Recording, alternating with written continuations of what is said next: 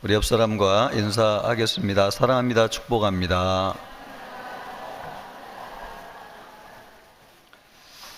오늘도 주의 은혜가 우리와 함께 하시기를 주님의 이름으로 축복합니다.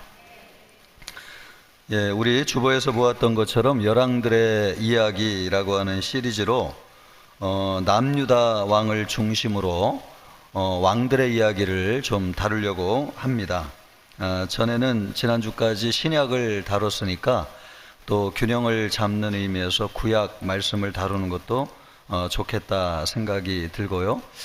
또 왕들에 대한 평가를 들어보면은 하나님이 우리에게 원하시는 신앙생활이 무엇인가 하는 것을 우리가 귀담아 들을 수 있습니다. 왕은 크게 두 종류가 있죠. 다윗을 닮은 왕이 있고 또 여로보암을 닮은 왕이 있습니다. 그러나 대부분 왕들이 여로보암을 닮아가지고 다윗처럼 하나님을 전심으로 섬기지 않은 왕들이었습니다. 그런 왕들을 통해서 하나님이 우리에게 반면교사를 삼게 하셔서 우리가 하나님을 잘 섬기기 위해서 어떻게 섬겨야 될 것인가를 말씀한다고 보고요. 그 성경의 말씀을 듣고자 열왕들의 이야기를 다루려고 합니다. 오늘은 다윗에 관한 말씀인데 다윗의 생애를 다 다룬다고 하는 것은 어려움이 있고요. 한 3번에 걸쳐 가지고 다윗의 중요한 사건을 가지고 다루고 또 중요하지 않게 언급된 왕들은 1시간에 1명씩 정도 이렇게 다루는 순서로 진행하려고 합니다.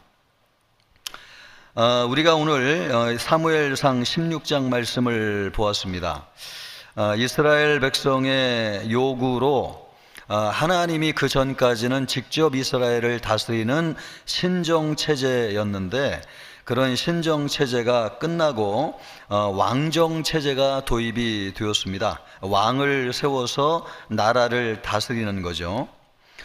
이런 왕정체제가 되었던 것은 이스라엘 백성들이 우리도 다른 나라처럼 왕을 세워주십시오 이런 세속적인 욕망을 가지고 하나님 앞에 구하였을 때에 하나님께서 기뻐하지는 않으셨지만 이스라엘 백성들의 요구를 들어주셨어요. 그래가지고 제일 처음으로 세워진 왕이 사울 왕이었습니다. 처음에는 사울이 하나님께 순종해가지고 나라를 잘 통치하는 것처럼 보였지만은 시간이 가면서 교만해지고 하나님의 말씀에 불순종해서 결국은 이스라엘의 초대 왕은 실패한 왕으로 끝나게 됩니다. 그러나 여러분, 이 실패한 왕도 우리 하나님이 자비로우시고 참 인내하기가 끝이 없는 분이시라 사울이 이스라엘의 왕으로 있었던 연도가 얼마나 되느냐? 40년 동안 있었습니다. 40년. 우리가 성경을 보면 사울이 그냥 왕이 되었다가 금방 나락으로 떨어진 것 같은데 장장 40년 동안 이스라엘을 통치하게 되죠. 이것을 보면 참 하나님께서 인내하시는구나, 오래 참으시는구나, 이런 것을 보게 됩니다. 마음에 들지 않은 왕이었지만은 40년 동안 하나님이 참아주신 거죠. 이제 그렇게 하나님께서 다윗을 버리신 가운데 새로운 왕을 세우셨는데 바로 그 왕이 다윗이었습니다. 그러나 다윗은 여러분 기름 부음을 받고 즉시 왕이 된 것이 아니고 거의 15년 이상 동안 사울에게 쫓겨다니면서 광야에서 많은 훈련과 고된 일을 당하게 되었죠. 그런 15년 동안의 연단을 통해서 마침내 왕이 되었는데 그때 이스라엘의 모든 통일 왕국의 왕이 된 것이 아니고 또 8년 동안은 유다와 베냐민 지파만 다스리다가 이제 사울의 잔존 세력이 완전히 소멸된 이후에 서야 비로소 통일 왕이 되었습니다.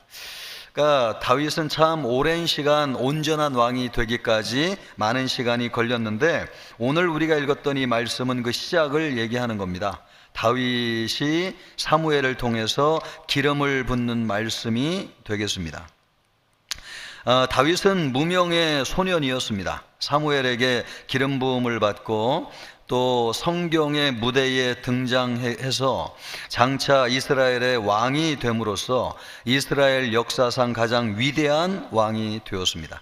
예수 그리스도를 예표할 뿐만 아니라 또 예수님의 조상이 되는 인물이었습니다. 이 다윗은 모든 왕의 표준이었을 뿐만 아니라 우리 신앙인들의 기준이 되는 왕이기도 하였습니다. 그런 왕이 어떻게 세워지는가 하는 것을 보여주는 말씀이죠. 다윗이 왕이 되기까지 방금 전에 말씀드렸지만 15년 동안 시간이 걸렸고 또 그 이후에도 8년이 걸려서야 온전한 통일왕국의 왕이 될 수 있었습니다. 그 기간 다윗은 사울에게 쫓겨가지고 도피 생활을 하며 숱한 고난을 감수해야 했습니다. 우리의 인생도 이렇습니다. 하나님이 우리에게 축복을 약속해 주셨지만 그 영광을 얻기 위해서 고난을 받아야 되는 인생, 그것이 우리가 이 세상 살면서 당하게 되는 인생이라고 할 수 있습니다. 그러나 다윗은 결코 무의미한 세월이 아니었습니다. 그 기간이 신정 왕국의 진정한 왕으로서, 이제 사울과 같은 반복된 실패를 하지 않는 왕으로서 하나님의 영광을 드러내는 왕이 되기 위해서 하나님의 연단 과정을 거치게 되었던 것이죠. 우리 신앙인들도 그 자리에 서기 위해서 아무나 거저되는 사람은 없습니다. 연단을 통해서 되는 것이죠. 다윗이 이스라엘 새로운 왕으로 사무엘에게 기름 부음을 받는 시기는 겉으로 보기에 사울이 아직 왕으로 건재하던 때였습니다. 사울이 40년 동안 왕으로 통치하였고 또 다윗이 15년 동안 기름을 부음받고 쫓겨다녔으니까 지금 이 시점이 사울왕이 된 지 한 25년 정도의 시점이라고 할 수 있었고, 그때는 아직도 사울이 왕을 끝내려고 하면 15년을 남은 시기였기 때문에 사울이 여전히 건재하던 시기였습니다. 그러나 하나님이 얼마나 여러분 일찍이 사울에 대해서 평가하시고 또 사울 이후에 새로운 왕을 세우기로 작정하셔가지고 기름을 붓는지 오늘 우리가 그것을 보게 됩니다. 다윗이 이스라엘 왕으로 기름 부음을 받은 것은 우연이 아니었다고 하는 사실이에요. 급조된 게 아닙니다. 이미 하나님이 15년 전에 준비하셨어요. 그리고 정치적인 상황에 맞물려 가지고 어쩔 수 없이 다윗을 세운 것이 아니고 하나님이 이미 예정하시고 작정하심을 따라서 다윗을 세우신 것입니다. 우리 하나님은 그 정도로 철저하신 하나님이시고요, 하나님은 실수가 없으신 분이시고 하나님은 예정과 섭리를 통해서 완벽하게 그분의 뜻을 이루어 가시는 하나님이시다 라고 하는 것을 이 구약 이스라엘의 역사를 통해서 우리가 볼 수 있습니다. 여러분, 하나님도 우리의 구원을 그렇게 이루어 가시는 줄 믿습니다. 우리가 성경을 통해서 그 완전하신 하나님, 예정을 따라 그분의 뜻을 완벽하게 성취하시는 하나님, 그 하나님에 대한 믿음을 갖는 우리 모든 성도님들 되어야 될 것입니다. 그러기를 주님의 이름으로 축복합니다. 오늘 이 말씀을 통해서 우리가 한 가지 먼저 보고자 하는 것은, 방금 전에도 말씀을 드렸지만은 인간은 실패해도 하나님의 계획, 하나님의 뜻은 결코 실패하지 않는다는 것입니다. 1절 말씀을 보십시오. 여호와께서 사무엘에게 이르시되 내가 이미 사울을 버려 이스라엘 왕이 되지 못하게 하였거늘 내가 그를 위하여 언제까지 슬퍼하겠느냐? 너는 뿔에 기름을 채워 가지고 가라. 내가 너를 베들레헴 사람 이새에게로 보내리니 이는 내가 그의 아들 중에서 한 왕을 보았느니라 하시는지라. 아멘. 예, 슬픈 얘기죠 이게. 여기에 나오잖아요. 내가 언제까지, 사무엘을 향해서 하나님 말씀하잖아요. 내가 언제까지 사울을 생각하면서 슬퍼하겠느냐. 사울을 왕으로 세운 사람이 사무엘이었죠. 친히 가가지고 기름불병에 기름을 채워서 머리에 기름을 붓고 그에게 왕이 되게 하였는데, 그 왕이 하나님께 버려진 실패한 왕이 된다고 할 때 사무엘 인생에 굉장히 중요한 업적이고 그가 한 일이었는데, 허망하게 돌아간다고 생각할 때에 참 그의 마음이 편치 않았던 것입니다. 그것을 성경이 말씀하고 있습니다. 이것을 보면 사울이 하나님의 뜻을 거역하고 버림받았습니다. 마치 하나님께서 허락하신 이스라엘의 왕정 체제가 실패한 것처럼 보였습니다. 그러나 하나님께서는 이스라엘의 새로운 왕이 될 사람을 미리 이새의 집에 예비해 두심으로 이스라엘의 왕정 체제가 계속 유지되도록 하셨습니다. 하나님이 도구로 사용하신 인간은 불완전해서 실패해도 하나님의 구원 계획은 결코 중단되거나 실패하지 않는다고 하는 사실입니다. 이것이 성경이 우리에게 보여준 아주 명백한 메시지예요. 이스라엘에 수많은 왕들이 있지만 다윗을 따라서 신실한 왕들은 많지 않았습니다.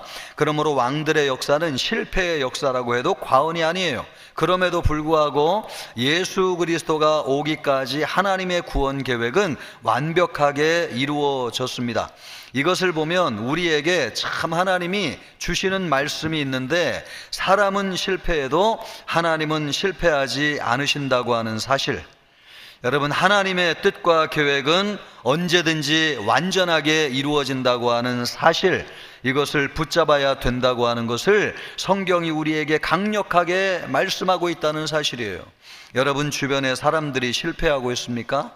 여러분, 때로는 우리의 인생이 무너질 것 같이 풍전등화에 놓여 있습니까? 여러분, 우리를 이끌어가는 리더들이 여러분 실패해가지고 소망이 없는 것처럼 보여집니까? 여러분, 소망을 하나님께 두어야 될 줄 믿습니다. 하나님의 계획은 실패하지 않아요. 하나님의 뜻은 실패하지 않습니다. 사람은 무너져도 하나님은 완전하신 하나님이십니다. 나라의 역사도 마찬가지예요. 누가 그거 중요하지 않아요, 여러분. 진짜 중요한 것은 우리가 하나님을 믿고 의지하는 것이고 하나님의 완전한 계획이 이루어지는 것입니다. 그렇게 될 줄 믿습니다. 그것을 믿으라고, 우리의 영적인 눈을 뜨라고 이 구약 성경이 기록되어서 왕들의 이야기를 우리에게 보여주고 있는 거예요. 오늘 여러분, 우리가 정치 과도한 시대에 살고 있어가지고 정치 지도자들에게 마음을 빼앗겨가지고 일희일비하고 있는데, 우리의 진정한 소망은 우리 주 예수 그리스도에게 있고 진정한 왕이신 하나님이 우리를 통치할 때에 우리는 멸망당하지 않고 영생을 얻고 천국에 들어가는 길이 열려지는 줄 믿습니다. 그것을 보며 살아가라는 겁니다, 여러분. 그것을 바라보세요, 지금 이 순간. 하나님의 뜻과 계획은 인간 상태에 관계없이 반드시 이루어집니다. 사람은 의지가 약해요. 또 심지가 굳지 못합니다. 그래서 언제든지 세상의 유혹에 흔들리고 실패할 가능성이 있습니다. 하나님의 일을 하는 사람인 우리도 예외가 아니에요. 우리 주변에 아무리 믿음이 좋은 사람이라 할지라도 여러분 다 한계를 가지고 있습니다. 아무리 하나님에게 선택되고요, 하나님의 일을 능력 있게 감당하는 사람도 잠시 방심하면 영락없이 실패를 맛보게 되어 있습니다. 그래서 사도 바울은 늘 우리에게 뭐라고 권면하고 있어요? 선줄로 생각하는 자는 넘어질까? 어떻게 하라고요? 조심하라. 조심하라. 여기에 선줄로 생각하는 사람이 누굽니까? 이 정도면 됐다. 나는 이 정도면 믿음이 됐어. 이 정도면 이제 안 흔들려. 그렇게 선줄로 생각하는 사람 위험하다는 것입니다. 넘어질까 조심하라. 우리 하나님의 부르심을 받아가지고 주님의 일을 하는 우리 성도들조차도 잠시 방심하면 흔들릴 수 있습니다. 성경이 한결같이 우리에게 보여주는 메시지가 그거잖아요. 여러분, 기드온을 보세요. 기드온, 그는 300용사를 데리고 메뚜기같이 허다한 미디안 군사를 칼 쓰지 아니하고 이스라엘 백성들을 그 압제에서 구원해낼 정도로 위대한 사사였습니다. 기드온은. 그러나 노년에 여러분 권력이 많아지고 또 전쟁의 승리를 통해서 부와 물질과 권력이 풍부해지니까 이 기드온이 나중에 한 일이 뭐예요? 처와 첩을 많이 거느렸을 뿐만 아니라 에봇으로 우상을 만들어 가지고 그것 때문에 이스라엘 백성들이 음란하게 섬기게 해서 스스로 올무에 빠지고 말았다고 사무엘상 6장 27절이 기록하고 있습니다. 기드온과 같이 위대한 사사조차도 방심하면 이렇게 된다고 하는 것을 보여주고 있어요. 사람은 완전하지 않아요. 그러므로 삼손도 얼마나 위대한 사사입니까? 블레셋 사람들을 그냥 턱뼈 하나로 쓸어버릴 정도로 엄청나게 위력을 가진 사사였습니다. 그래서 블레셋 사람들의 손에서 이스라엘 백성들을 구원해냈어요. 그러나 여러분, 이 인간도 인간이라 죄송합니다. 인간이란 말이 좀 어감이 좀 이상하죠. 네, 제 실수를 용서해 주시기 바랍니다. 사람이 참 약해요, 그죠? 예, 수많은 사람을 턱뼈 하나로 쓸어버릴 능력을 가진 사람인데 들릴라라고 하는 여자 한 사람 때문에 그의 인생이 고꾸라지는 것을 보면은 인간은 참 연약한 존재다 하는 것을 너무나 명백하게 알게 되죠. 그렇다면 이스라엘을 구원하고자 하는 하나님의 계획과 뜻이 실패했는가? 성경에 등장하는 사람들을 보면은 하나님의 계획이 이루어졌을 것 같지가 않아요. 왜냐하면 하나님의 일을 하는 사람들이 하나같이 넘어지고 실패하고 쓰러지는 사람들이 너무나 많기 때문에 그래요, 여러분. 너무나 많기 때문에. 예수님의 제자들이었던 베드로도 예수님 부인하지 않겠다고 결심을 했지만은 부인하고 예수님을 떠나가게 되잖아요. 십자가 앞에서. 그런 역사들이 성경에 넘쳐나게 기록되고 있는 것을 보면 사람을 보면 하나님의 역사가 이루어졌을까 싶을 정도예요. 하나님의 사람들이 실패했다고 하나님의 계획과 뜻이 그러나 실패한 것은 아닙니다. 그것이 성경이 우리에게 보여준 아주 분명한 역사라고 하는 사실, 이것이 성경을 통해서 우리에게 주신 음성이에요. 하나님의 음성. 인간의 눈으로 보기에 잠시 지체되는 것처럼 보일 뿐이지 하나님의 계획은 반드시 이루어졌습니다. 창세기 3장 15절에 인류를 구원하시겠다고 하는 하나님의 위대하신 약속이 신약시대에 와가지고 예수님을 통해 성취되었는데 그 사이에 얼마나 많은 사람들이 실패하고 무너졌어요. 그러나 하나님이 창세기 3장에서 약속하신 하나님의 계획은 빈틈없이 이루어졌습니다. 하나님은 기드온이 실패하였을 때에 다른 사사를 세워가지고 이스라엘을 구원하셨어요. 또 삼손이 실패하였을 때에는 사사 시대가 끝나고 사무엘을 세워서 이스라엘을 구원하셨습니다. 사울이 실패하였을 때에는 하나님의 마음에 합한 새로운 왕 다윗을 세워서 마침내 하나님이 원하시는 신정 왕국의 기틀을 놓으셨습니다. 여러분, 우리 눈에 실패하는 것처럼 보일 때 이미 하나님은 그 실패를 다시 회복시키기 위해서 일하고 계시다고 하는 것을 우리가 알 수 있습니다. 우리 눈에는 실패가 보이지만 하나님은 이미 새로운 대안을 영원전부터 가지고 계시고 그분의 뜻을 우리가 보이지 않는 곳에서 이미 하고 계시다고 하는 사실입니다. 여러분, 지금도 하나님이 그런 면에서 우리를 위해서 일하고 계신 줄 믿습니다. 그것을 보세요. 그것을. 눈앞에 보이는 실패를 보지 말고 하나님이 일하고 계심을 말씀을 통해서 들여다보세요. 하나님의 뜻과 계획은 그것을 수행하는 인간의 실패와 상관없이 반드시 이루어집니다. 우리는 우리를 향한 하나님의 구원 계획도 확실히 이루어질 것을 믿고 흔들림 없이 신앙생활을 할 수 있어야 돼요. 신앙생활이라고 하는 건 뭐냐? 지금도 우리를 위해서 일하고 계신 하나님을 믿고 사는 것이 신앙생활입니다. 아멘입니까? 눈에 보이는 실패 때문에 주저앉아 있습니까? 여러분, 지금도 일하고 계신 하나님을 바라보고 벌떡 일어나가지고 소망을 하나님께 두고 달려가시기를 바랍니다. 그게 뭐예요? 신앙생활이라는 거잖아요. 우리에게 그것을 일깨워주기 위해서 나오라는 거 아니에요? 우리에게 그것을 일깨워주기 위해서 지금 말씀을 우리에게 들려주는 거 아닙니까? 수천 년 전에 기록된 이 구약성경을 우리에게 주시는 말씀이 뭐예요? 지금도 일하고 계신 하나님, 우리 눈에 보이지 않지만 우리를 위해서 일하고 계시다. 그분을 붙잡아라. 또 그분과 함께 더불어 살아가는 것이 진정한 신앙생활이다. 이것을 우리에게 가르쳐 주는 것입니다. 창세 이래로 하나님의 구원 역사가 인간의 실패로 인해 가지고 중단된 적은 단 한 번도 없습니다. 하나님은 이스라엘 백성을 택해서 인류를 구원하기를 원하셨어요. 그러나 구약 성경이 증언하고 있는 것처럼 그 일을 이루는데 이스라엘 백성들을 선택했지만 이스라엘 백성들은 실패했어요, 여러분. 그들은 인류 구원의 사명을 제대로 감당하지 못했어요. 우상을 숭배하고 범죄하여서 하나님의 징계를 받고 바벨론의 포로로 끌려갔습니다. 인류를 구원하기 위해서 부름받은 이스라엘 백성들이 명백히 실패한 것이죠.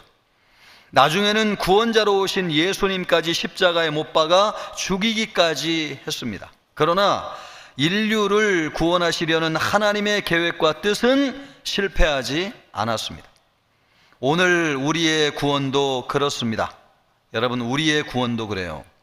하나님의 구원 계획은 인간의 실패에도 불구하고 지금도 우리 가운데 진행되고 있고, 마침내 하나님의 구원 계획은 하나님의 의지대로, 하나님의 뜻대로 완성되고 이루어질 것입니다. 그러므로 여러분, 어떤 절망적인 순간에도 구원의 소망을 잃지 마시기를 바랍니다. 우리를 향하신 하나님의 구원 계획은 반드시 이루어집니다. 그래서 우리를 천국으로 틀림없이 인도하실 것입니다. 이것을 믿고 사는 여러분이 되기를 주님의 이름으로 축복합니다. 그러므로 여러분, 우리는 어려운 일이, 우리 인생의 어려운 문제를 만났을 때에 하나님의 음성에 귀를 기울여야 돼요. 하나님의 음성에 귀를 기울여야 돼요. 1절부터 5절까지 말씀을 보면 사무엘은 자기 손으로 세운 사울을 버리고 다른 사람을 왕으로 세워야 하는 어려운 문제에 봉착했습니다.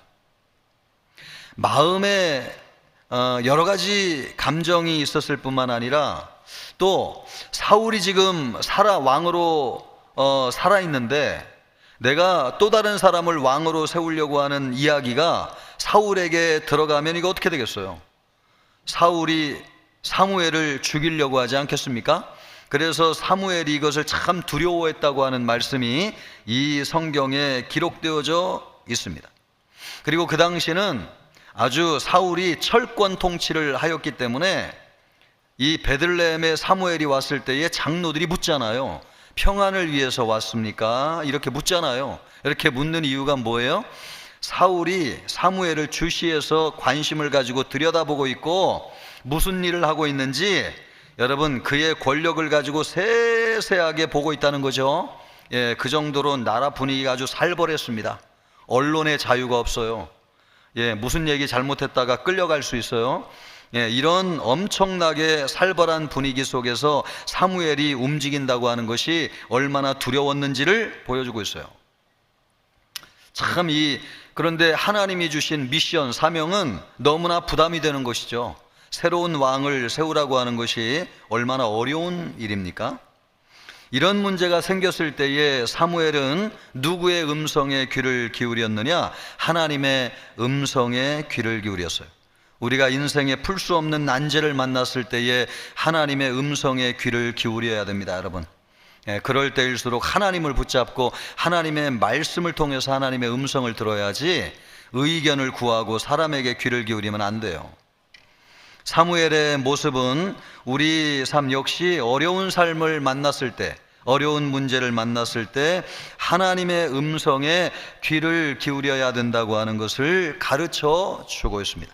바로 지금 우리가 살고 있는 시대가 그런 시대라고 하는 것을 여러분 꼭 기억하시기를 바랍니다. 여러분, 지금이야말로 하나님의 말씀을 들어야 될 때입니다. 예, 지금이야말로 하나님의 말씀을 통해서 하나님의 인도하심을 받아야 될 때입니다. 우리는 흔히 어려운 문제를 만났을 때에 걱정하고 근심이 앞서죠. 나라의 정치와 경제를 걱정하고 또 직장에 부도가 나지 않을까 걱정하고 가정의 불화를 걱정하죠. 이래서는 안 되는데 저래서는 안 되는데 하면서 우리 나름대로 해결책을 모색합니다. 이런 모습은 누구나 다 그럴 수 있지만은 오늘 말씀의 기준을 삼고 보니까 하나님이 이런 것은 원하시는 모습이 아니라는 걸 알게 돼요. 이럴 때일수록요, 우리는 하나님의 말씀을 통해서 하나님이 우리에게 주시는 음성에 귀를 기울이고, 그래서 우리가 하나님의 말씀을 경청해야 됩니다. 예, 하나님의 말씀을 들어야 돼요. 그래야지 이 어려운 시대를 살아갈 수 있습니다. 사무엘이 하나님의 말씀을 들을 때에 하는 것처럼 주여 말씀하시옵소서, 주의 종이 듣겠나이다, 이렇게 하나님을 찾아야 됩니다. 여러분, 그러기를 바랍니다. 하나님이 우리에게 지금 이 말씀을 주시는 거, 여러분, 이런 때일수록 하나님의 말씀에 귀를 기울여, 우리가 경청하는 자세를 가질 때 하나님의 말씀을 들을 수 있어요. 여러분의 귀는 하나님의 말씀을 향해서 열려져 있습니까? 여러분, 하나님, 나는 하나님의 말씀이 아니면 지금 내 흔들리는 이 마음을 붙잡을 수가 없습니다. 하나님, 나는 하나님 말씀 아니면 죽습니다. 여러분의 마음속에 이런 마음이 있습니까? 저는 이런 마음이 들어야 된다고 봐요. 이 마음이 안 들면 우리는 지금 우리의 상황을 제대로 알고 있느냐, 과연? 나는 안심한다, 나는 괜찮다, 이렇게 지금 안심하고 있으면서 영적으로 방만하고 있는 것이 아닌가, 우리 자신을 돌아보아야 됩니다. 하나님, 지금 내가 죽을 위기 가운데 있습니다. 하나님, 발 한번 잘못 삐끗하면 낭떠러지도록 떨어집니다. 하나님, 나는 말씀이 없으면 살 수 없습니다. 하나님, 오직 말씀을 듣기를 원하나이다. 하나님, 성경을 통해서 나에게 말씀을 주시옵소서. 내가 직면한 이 문제에 하나님이 주시는 말씀이 무엇입니까? 내가 그 말씀을 보고자 하고 듣고자 합니다. 하나님, 그 말씀을 나에게 주시옵소서.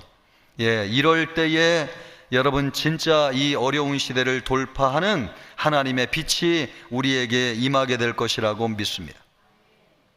우리는 성경을 통해서 하나님의 음성을 들을 때요, 어떤 상황에서도 안심할 수 있고 위로가 되고 힘을 얻게 돼요.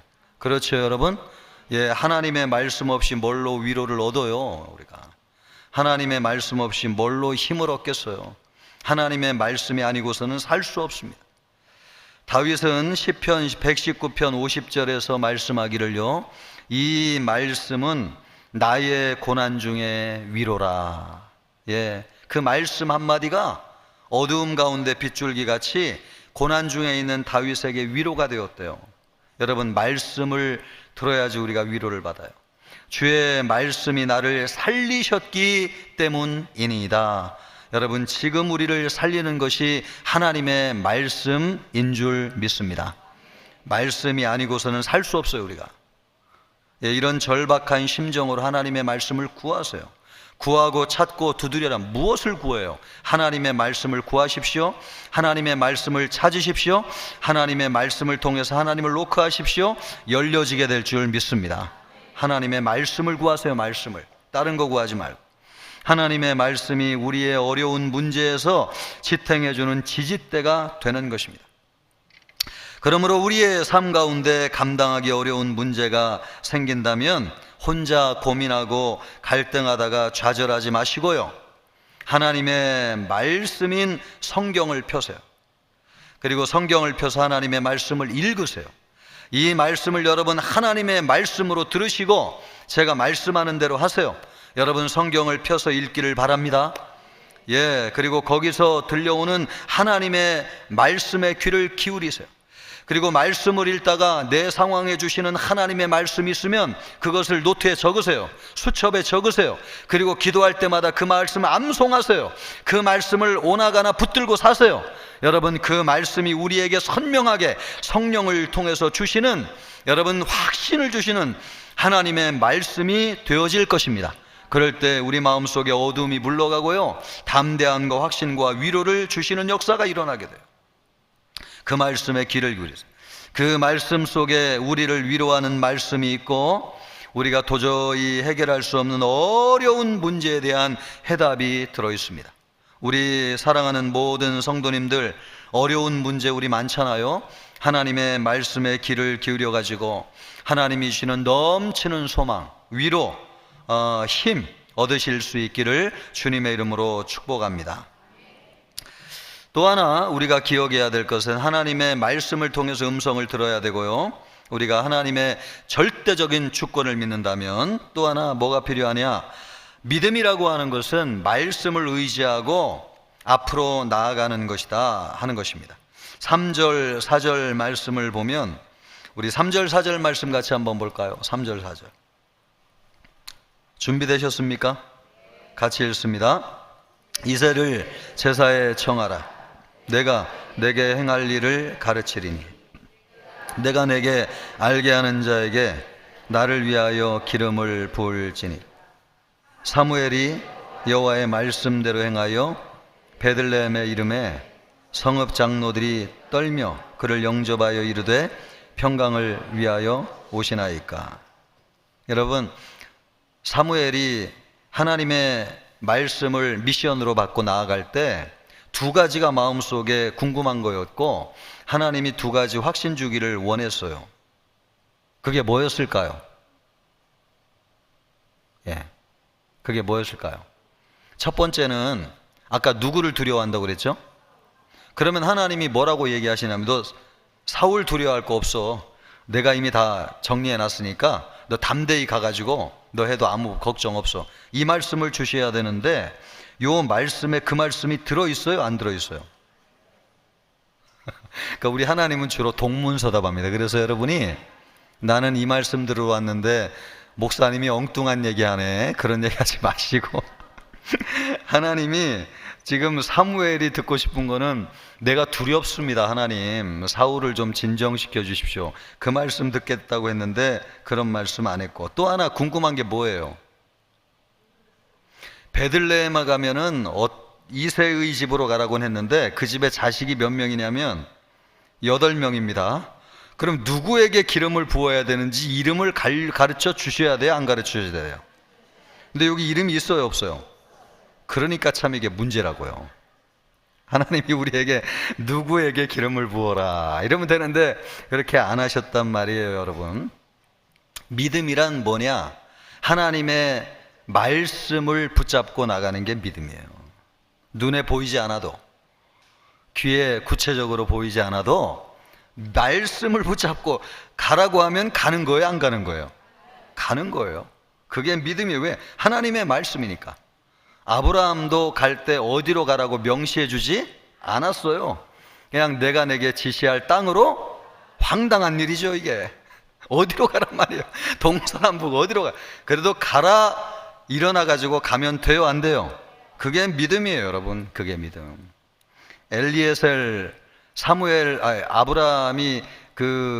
아브라함이 이삭의 아내를 찾을 때에도 하나님 앞에 그 종이 기도하잖아요. 그런데 누구를 명시해서 그 사람이 면회, 그런 얘기를 하신 적이 없어요. 그냥 기도하면서 가는 거예요. 그래가지고 하나님의 인도하심 가운데 많은 믿음이란 뭐냐 여러분? 믿음이란 하나님이 말씀하셨습니까? 그러면 가는 겁니다. 가는 거. 가는 거. 우리가 여러분 귀담아 들어야 될 말씀이 여기 참 있어요. 사무엘을 보십시오. 그는 하나님의 말씀대로 앞으로 나가는데 모든 것을 다 알고 간 것은 아니었습니다. 그 길이 안전할 것이라고 하는 보장도 받지 못했습니다. 이새의 아들 가운데 누구를 세워야 하는지 구체적인 지시를 받은 것도 아니었습니다. 다만 하나님이 명하셨기 때문에 나아갔습니다. 하나님이 모든 것을 이루실 줄 믿고 나간 것입니다. 사무엘은 누구를 새로운 왕으로 세워야 하는지 몰라가지고, 사실은 이건 실수는 아니지만은 어떤 착각을 했냐면 이새의 장남이었던 엘리압의 외모를 보고 이 사람의 외모가 너무 출중하고 뛰어나요.